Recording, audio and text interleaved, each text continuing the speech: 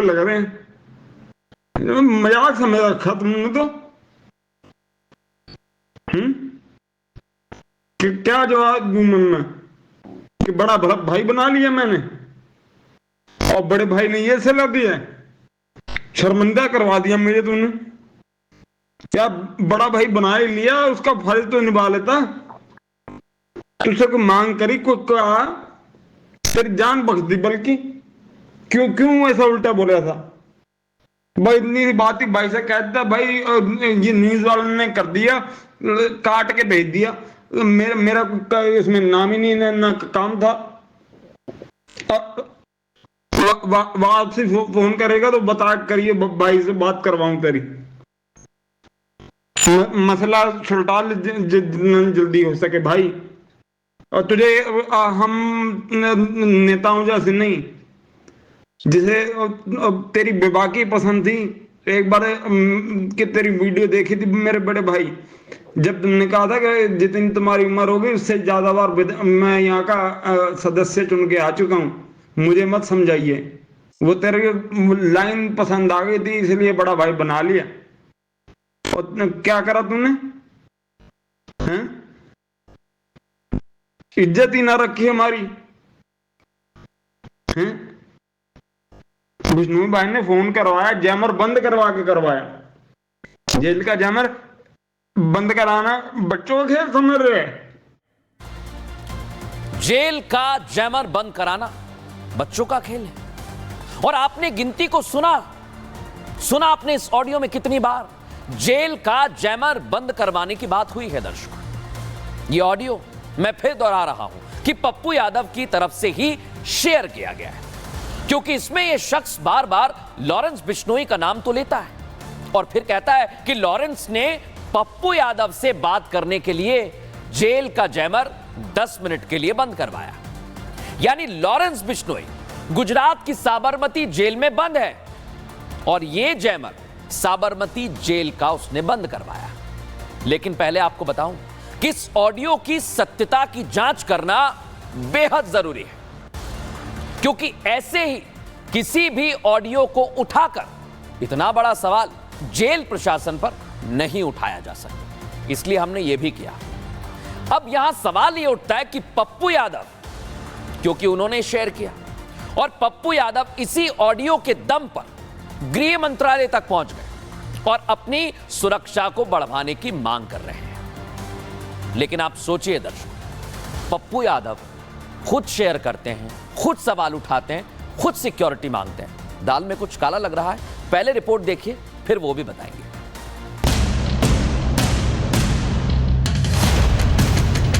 मुझे मरना ना मरना तो भगवान के हाथ में है। अब मेरी सुरक्षा की जिम्मेदारी सरकार के हाथ में है। और सरकार मुझे मरवाना चाहती है कि बचाना चाहती, तो सरकार जाने। ये चिट्ठी पप्पू यादव ने गृह मंत्रालय को लिखी है। इस पत्र का सिर्फ और सिर्फ एक मकसद है। वो मकसद है अपनी सुरक्षा घेरे को और मजबूत करना। इस चिट्ठी में साफ साफ लिखा है कि पप्पू यादव की सिक्योरिटी को Y श्रेणी से बढ़ाकर Z श्रेणी की कर दिया जाए। अब इस चिट्ठी में सुरक्षा बढ़ाने के पीछे की वजह देख लीजिए। पप्पू यादव ने साफ साफ लिखा कि अगर मेरी सुरक्षा नहीं बढ़ाई गई तो उनकी हत्या हो सकती है। लॉरेंस गैंग से पप्पू यादव अपनी जान का खतरा बता रहे हैं। पप्पू यादव गृह मंत्रालय को दी गई इस चिट्ठी में आगे लिखते हैं कि लॉरेंस के गुर्गे ने उन्हें बाकायदा कॉल कर मोबाइल पर धमकी दी।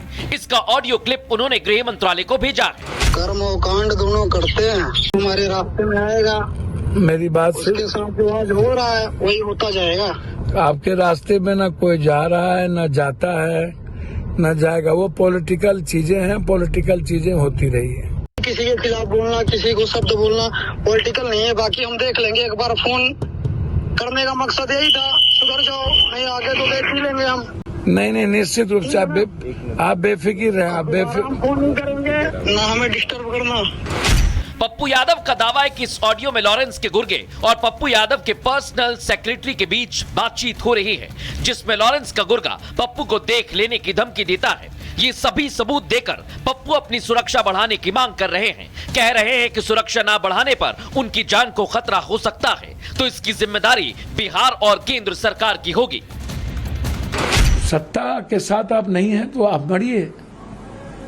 श्रद्धांजलि बाद में दे दी जाएगी।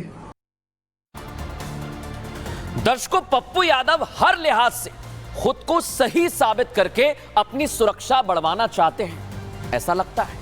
इसके लिए उन्होंने लॉरेंस बिश्नोई की तरफ से आए तमाम मिस्ड कॉल के स्क्रीनशॉट्स भी शेयर किए। अब आपको बता रहा हूं, इस नंबर की शुरुआत को देखिए आप, +971, यानी यह नंबर दुबई का है और इस नंबर से रात 8:54 पर एक मैसेज आता है।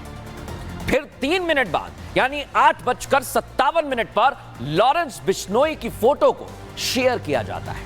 फिर 4 बार फोन किया जाता है, कॉल करने का मैसेज जाता है, लेकिन उधर कोई कॉल पिक ही नहीं करता है। सोचिए जरा, यानी सिर्फ इनकमिंग कॉल मिस्ड कॉल बनकर रह जाती है।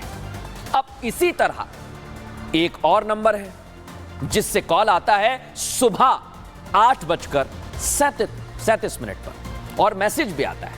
5 बार कॉल आती है दर्शकों, लेकिन नंबर को कोई उठाता ही नहीं।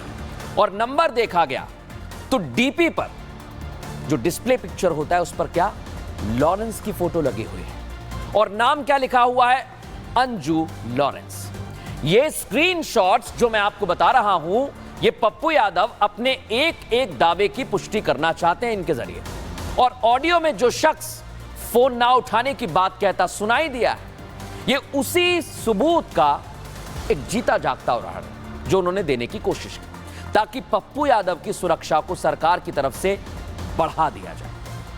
अब आप सोचिए, कॉल आया है और सबसे बड़ी बात, कुछ ऐसे सवाल इसके बाद खड़े हुए हैं जो आपके सामने बहुत जरूरी है रखने।